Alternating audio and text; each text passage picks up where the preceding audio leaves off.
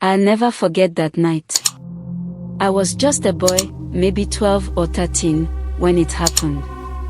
Our village in West Africa had always been small and peaceful, with only the occasional trouble from wild animals. But what I saw that night was something far worse than any beast. It all began with a rumor that reached us from the neighboring village.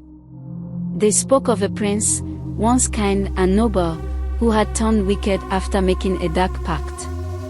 His kingdom had fallen into ruin, and he was exiled. But that didn't stop him. He roamed the land, seeking revenge against those he blamed for his downfall. We didn't take it seriously at first. We thought it was just a scary story to keep children in line. But then one night, under a blood-red moon, our village was visited by the prince himself.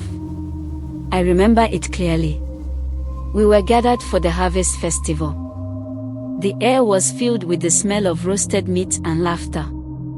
That all changed when the sky darkened, and a cold wind blew through the village. We looked up to see a figure on horseback, draped in a cloak as black as midnight. It was the prince. He didn't say a word. He simply rode through the village, and wherever his horse's hoofs touched the ground, the earth seemed to wither.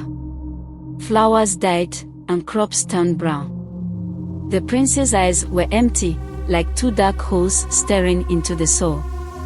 My father, the village chief, tried to confront him. He approached the prince, his voice shaking but firm, asking him what he wanted.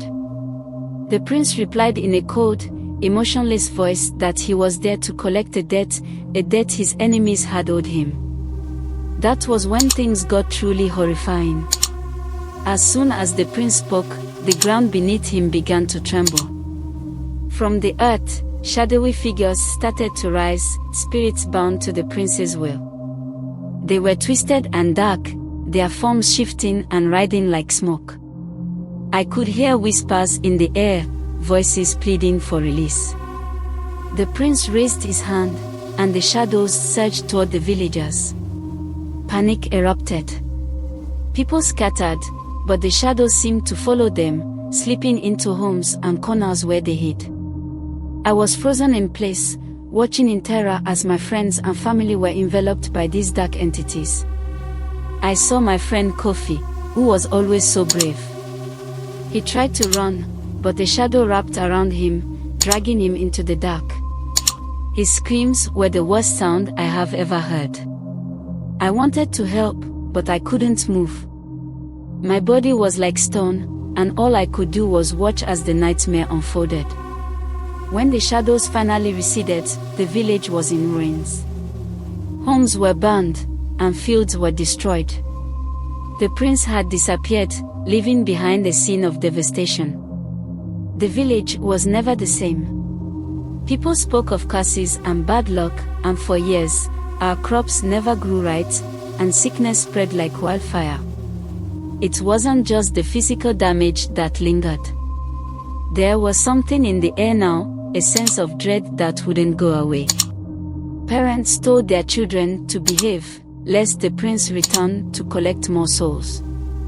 Even now, when the wind howls and the moon is full, I can't help but feel a chill, as if the prince's dark presence is still watching us.